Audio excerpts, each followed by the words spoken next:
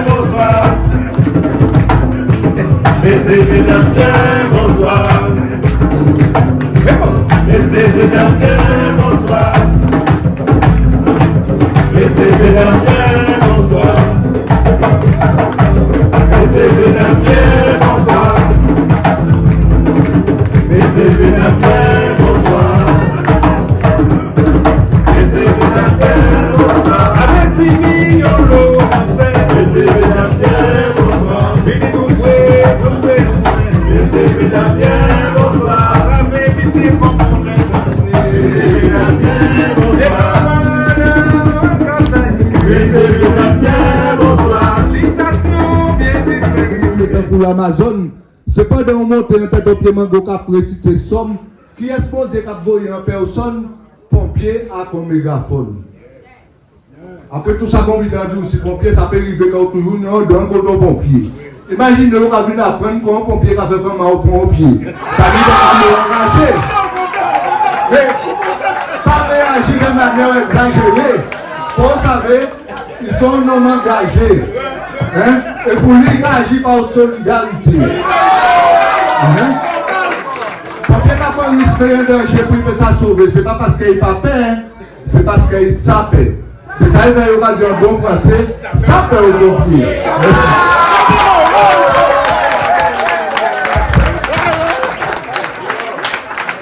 Et nous avons vu que nous apprenons bien. D'après Jean, nous avons réagi.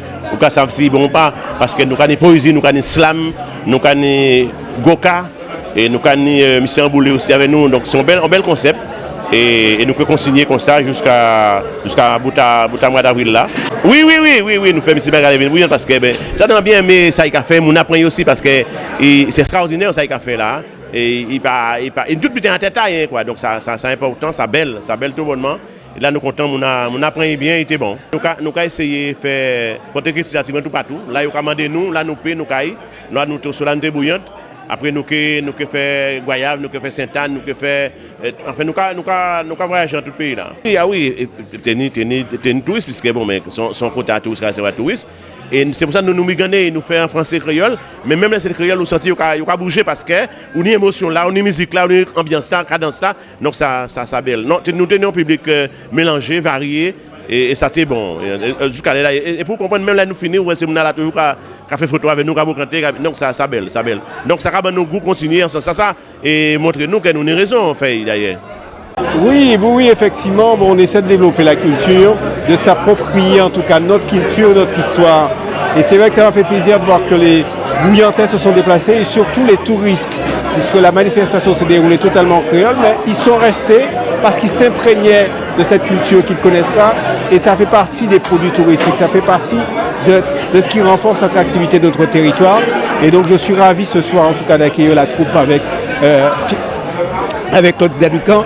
Et donc ce sont des manifestations qu'on va reproduire, pas forcément ici, puisqu'il s'agit de parcourir l'ensemble du territoire. Donc on a d'autres sites naturels, d'autres sites qui présentent un intérêt patrimonial, qui présente un intérêt en termes d'histoire et donc ce type de manifestation pour pouvoir coller au plus proche de la population avec notre culture, notre histoire. Bien sûr, on a d'autres sites, on a Village, on a Le Bourg, on a Thomas, on a Corée, on a plein d'endroits où on peut faire des choses autour de la culture pour mettre en valeur notre patrimoine naturel, mais notre histoire et notre culture.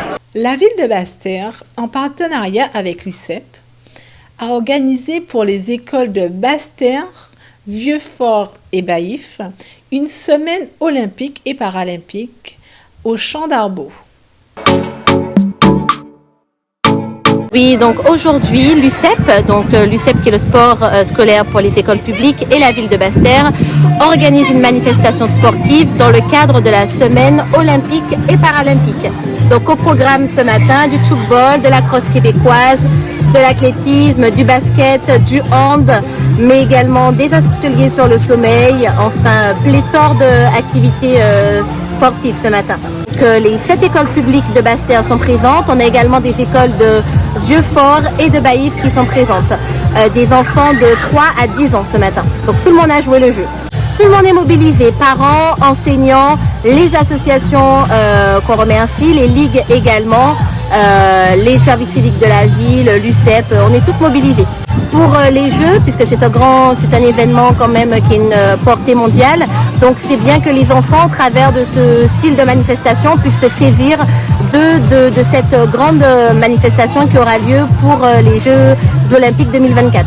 Ce mardi 26 mars, le maire de Basse-Terre, André Atala, a réuni pour une réunion son conseil municipal.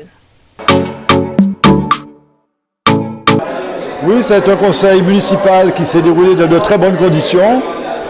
8 points à l'ordre du jour qu'on a bouclé en moins d'une heure. Voilà, il n'y a pas eu d'opposition particulière. Et surtout, il y a le débat d'orientation budgétaire qui va annoncer le rapport budgétaire et le compte administratif qu'on va voter définitivement en avril. Ce qui ressort, on l'avait déjà dit, c'est qu'effectivement, nous sortons de la coupe de la CRC puisque nous présentons, ça c'était pas arrivé depuis maintenant une dizaine d'années, un budget excédentaire en fonctionnement, ce qui fait qu'on ne sera plus maintenant tributaire de la Chambre régionale des comptes. On vote le budget, on le prononce, ce n'est plus le préfet dorénavant qui, au moins pour cette année, prononcera le budget de la ville de Basse-Terre.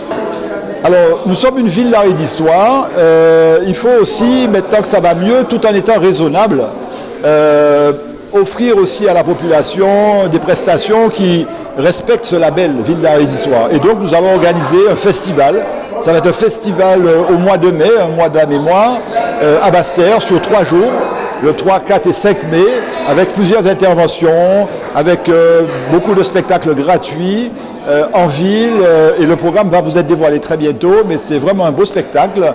On a été raisonnable, mais on a été aussi ambitieux pour permettre à Basse-Terre d'avoir son festival. Alors nous l'avons dit à notre arrivée, on fera tout pour que les impôts n'augmentent pas à Basse-Terre parce que les Basse-Terriens paient déjà pas mal d'impôts.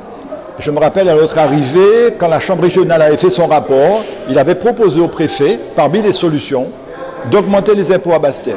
Nous avions en délégation rencontré le préfet en lui disant « Laissez-nous un petit délai d'une année et si au bout d'une année les choses ne s'améliorent pas, on sera obligé d'augmenter les impôts. » Et il s'est passé quoi? Le préfet nous a suivis, je le remercie.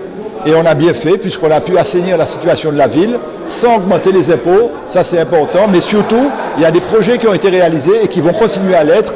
La requalification de la rue de la République, une crèche, une très belle crèche qui va ouvrir en septembre, et également d'autres projets que nous mettrons en place tels que le festival. Nous allons refaire notre service technique à neuf, donc il y a des projets ambitieux pour Basse-Terre. Nous allons surtout mettre aux normes cette belle maison du patrimoine, la maison Buffon, pour 1 million d'euros, qui le mérite parce que c'est un lieu de culture.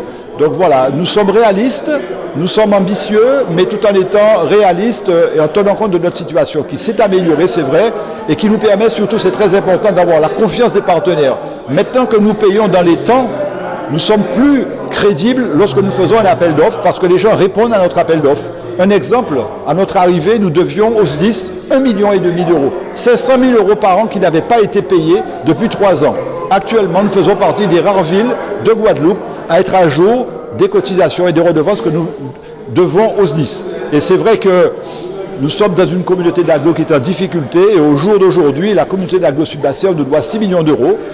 On connaît les difficultés de la communauté d'agglo, j'espère que ça va s'améliorer et qu'on pourra avoir en trésorerie une partie de ces 6 millions qui nous feront du bien pour notre trésorerie. Oui, c'est une bonne chose que les habitants, effectivement, puissent avoir, je dirais, on sait très bien les difficultés qu'on a actuellement. Hein, tous les citoyens sont en difficulté, il y a de l'inflation, il y a tout ça. Donc c'est vrai que c'est des factures qui dataient très anciennes, qui étaient devenues irrécouvrables. Donc il fallait prendre une décision, ça a été pris. Nous approuvons et c'est tant mieux pour la population. Ce mercredi 27 mars à Baïf s'est déroulée l'inauguration de l'aménagement de l'embouchure. Oui, c'est toujours important pour nous d'être présents lors de l'inauguration puisque c'est l'aboutissement d'efforts et on est heureux de contribuer à ce projet-là qui est important pour la mairie et important pour l'ensemble des pêcheurs. Tout le monde a contribué, les ouvriers, les chefs de chantier, les conducteurs, travaux jusqu'au directeur et c'est ensemble avec le bureau d'études Guy Petroluzzi, donc ETEC, qu'on a réussi à réfléchir pour trouver les meilleures solutions pour rendre le projet viable et attractif. Alors, ce qui est particulier, c'est que nous avons réalisé le chantier et en réalité, on a subi des dégâts avec la tempête Fiona. Donc on a dû réaliser pas mal de travaux 2 fois. On a réadapté le projet, donc ça a été compliqué, ça a duré plus longtemps que prévu.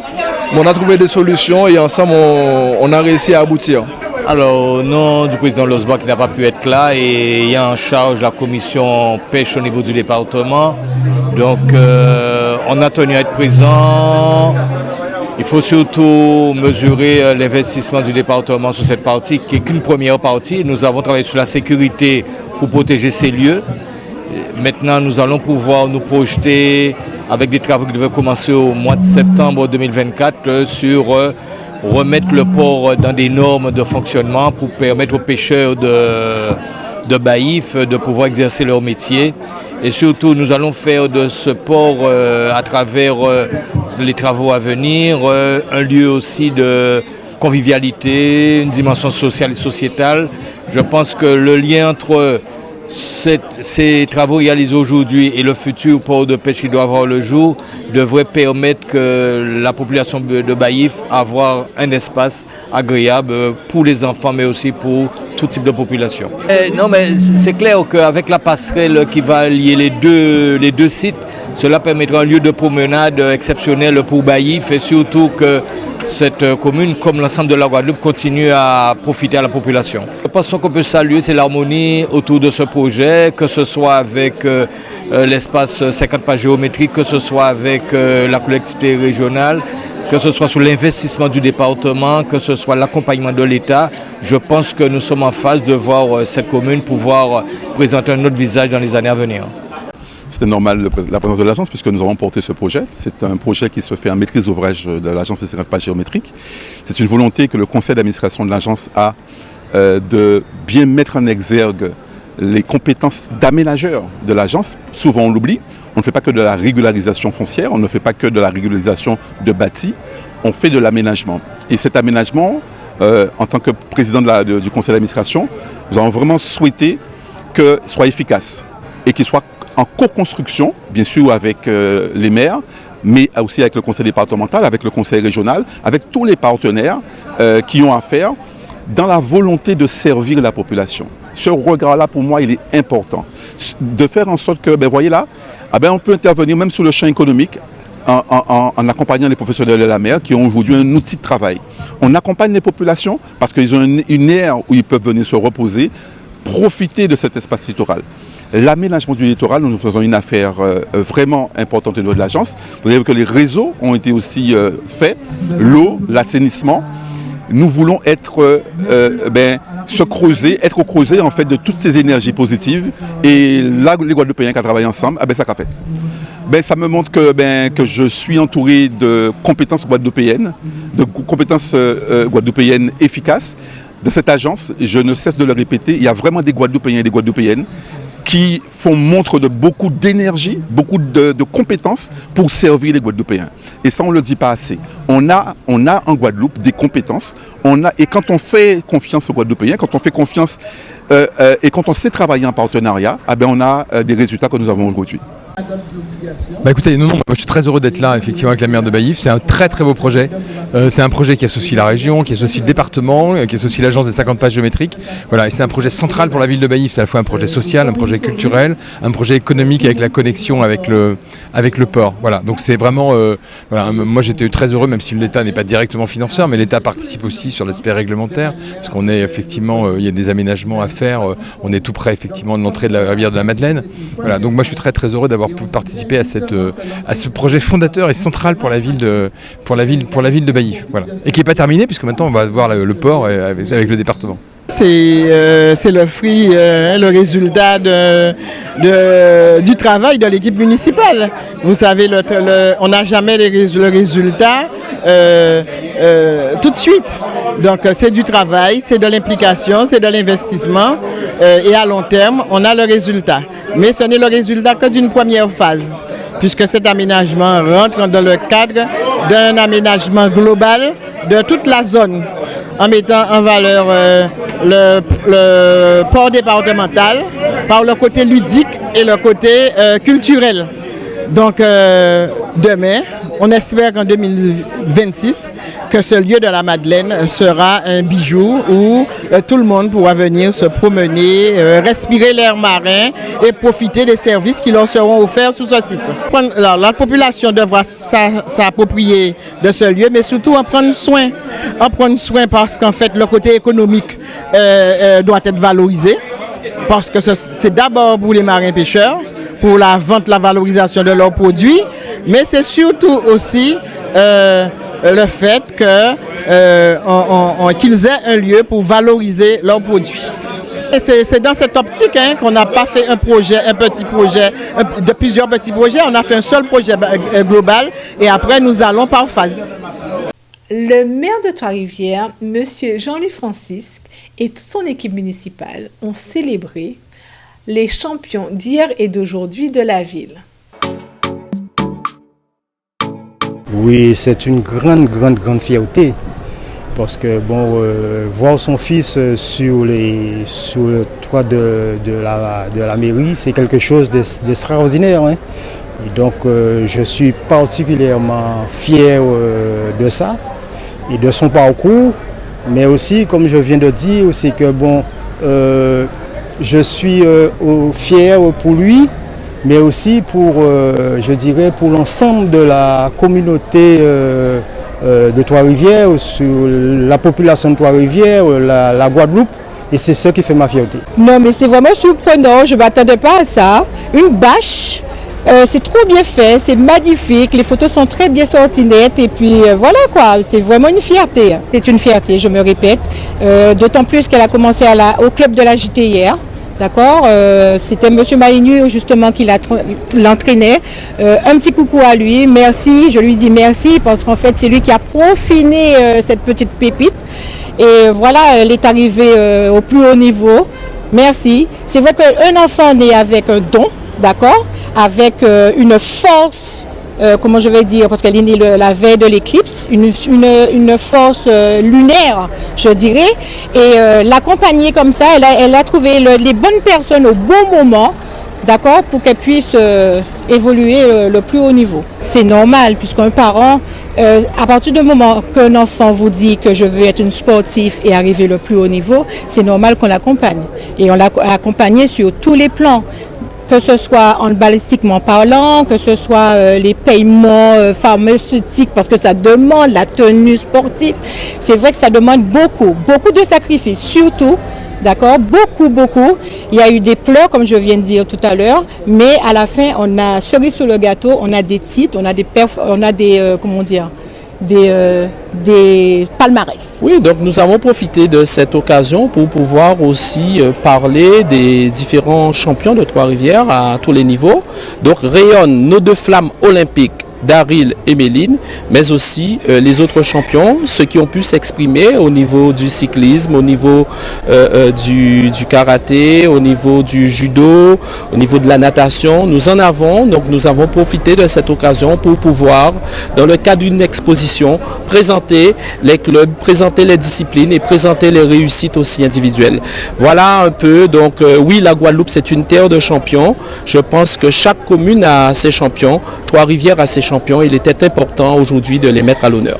Alors oui, je dis bien, il fait très bon vivre à Trois-Rivières. Trois-Rivières entre montagne et mer, donc il fait bon vivre et donc c'est la raison pour laquelle nous avons eu de bonnes ressources, nous avons eu aussi de bonnes réussites et nous allons encore pour l'avenir faire sortir des champions et quelle que soit la discipline au niveau de Trois-Rivières. Nous étions accompagnés de d'autres champions qui se sont exprimés.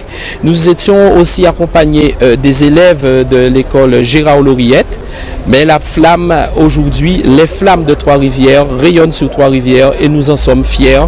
Donc c'est bien Trois-Rivières Guadeloupe, qui dit Trois-Rivières dit la Guadeloupe. Nous aimons notre pays Guadeloupe et c'est la raison pour laquelle nous faisons rayonner nos flammes. Mercredi 27 mars, Madame Marie-Yveline Théobald-Ponchâteau a réuni son conseil municipal pour leur réunion. Que des plans très importants ce soir au conseil municipal, puisque ce sont les orientations budgétaires et aussi la révision de plans de financement. Surtout qu'aujourd'hui, nous voulons faire émerger plus de projets sur les fonds européens. Donc, il y a des plans de financement qu'il faut actualiser, des devis qu'il faut actualiser. Et les points les plus importants, c'est les orientations budgétaires de la crèche et de la ville. Donc aujourd'hui, notre situation financière elle est stabilisée. Nous avons ouvert des chantiers, donc il faut les continuer. Il faut continuer à rechercher des subventions puisque nous travaillons par phase. C'est une trajectoire que l'on s'est fixée. Et là maintenant, nous partons pour 2026 de manière à terminer tous les chantiers et que les investissements sur notre projet de mandat voient le jour. Pour que la population puisse mieux saisir le fait que nous disions que notre commune est en train de se transformer. Et toutes les recettes, elles sont bonnes à prendre dans la mesure où plus on investit, plus on a de la FCTVA. Donc c'est une taxe que l'on reçoit après 2 ans après avoir fait des travaux. Si la situation financière elle est saine, oui, les investissements aussi suivent. Alors je dirais que Baïf avance pas à pas.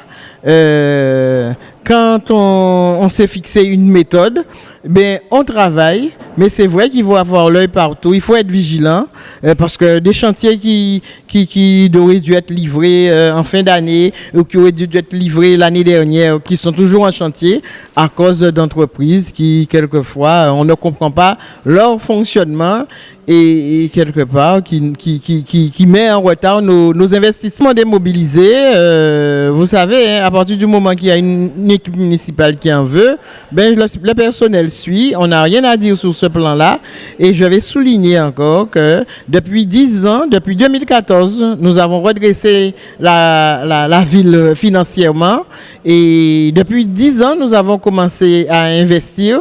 Et nous investissons sans emprunt, je dis bien sans emprunt, et en stabilisant la fiscalité aussi. Et tout simplement, c'est le premier conseil municipal de l'année. C'est une bonne séance de travail. Je vais souhaiter carrément de joyeuses fêtes de Pâques à la population et de dire à la population de continuer à nous faire confiance. On en veut. On veut ramener notre commune vers le haut. Donc, nous comptons sur leur soutien et leur accompagnement. Je vous remercie pour votre écoute et bonne semaine à tous.